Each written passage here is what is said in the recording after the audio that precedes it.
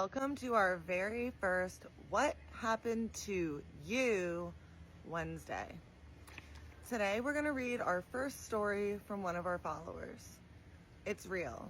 You absolutely should not have children or people who get very stressed out about trauma watching. So I'm going to give y'all 1 second. If this is not for you, please scroll on. This is very real. And I'm very, very serious. All right, I have a printed story. This is a real human being. I've interacted with this human being. I have looked through his social media and everything here tracks. Okay, I'm nervous. Let's go.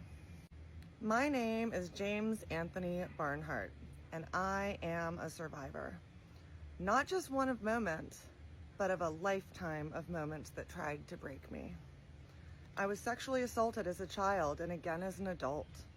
And the last time it was so violent, so personal, that it left marks I'll carry for the rest of my life. But I'm still here. I need you to hear that. I am still here. As a child, I was first brought into this dark world by my uncle, who began showing me reel-to-reel movies of my cousin being assaulted. At 3, I knew this was not okay, and I found out that I was unable to run away. My first assault was committed by my father, who had a pillowcase put up on his head. His chest hairs burned into my brain. I found out that day how painful life could be on so many levels. I also learned that day that my father had also been abused, and through manipulation was forced to do the same to me, although I would not understand this till years later. My next perpetrator was my uncle, followed by my aunt's stepfather, my cousin, my grandfather, and last but not least, in my generational family line, another cousin. This abuse lasted from 3 until I was 16. At 16, I finally put an end to my family utilizing me for their appetites. I was big enough and strong enough, physically, to end it. That was not the last of my assaults, though. I was a closeted homosexual in the 1990s. At 17, I was forced at gunpoint by a deranged trucker to orally gratify his needs. At 21, I was drugged and assaulted by 2 men that left me in a pool of blood from the damage I received from their forced claim over my rectum. The Grand Master of Assaults came at 45. After I had several years of recovery from drug addiction and mental health therapy, I met a man on Grindr. This followed my divorce. This followed a time where my physical form had given catty, gay men fodder to treat me as less than human. I was drugged. I woke up being assaulted and tied to a bed at Holiday Inn. When he finished, he pulled out of me and then pulled out a razor blade that he proceeded to use upon my skin like he was practicing some sort of insane cutting craft. I received hundreds of small paper-thin cuts from my knees to my sternum. This included my genitalia. He left me for dead.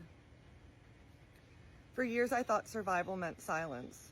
I thought if I just didn't talk about it, maybe it would fade. Maybe I could bury the pain under addiction, work, chaos, anything. But silence doesn't heal you. It eats you alive from the inside out. I had 17 years of sobriety before I relapsed, and when I fell, it was because I was still carrying that little boy who never got to scream, never got to say, "This happened to me." And it wasn't my fault. The truth is, what was done to us, it steals your sense of safety, your body, your identity. You start thinking you're the wound instead of the person who survived it. And I lived there for a long time. But healing came the moment I decided to stop hiding from myself. Through therapy, through recovery, through other survivors who looked me in the eye and said, "Me too." I found something I thought I'd lost forever. Myself. Now I use what I've been through to build something bigger than me. I started creating art, connection, community, because I need to turn my pain into purpose. That's how my project Colorblind Chaos Creations was born. It's proof that even out of the ugliest chaos, something beautiful can grow. To the survivor listening, maybe you're still in the dark. Maybe you haven't told a soul. I see you. I know how heavy that silence is, and I promise you this, what happened to you does not define who you are. You are not the damage. You are the survival. You are the comeback story still being written. I'm James, and this is me. No filter, no shame, no fear. Just a man who refused to stay broken. And if you're hearing this, maybe it's because it's time that you remembered that you don't have to either.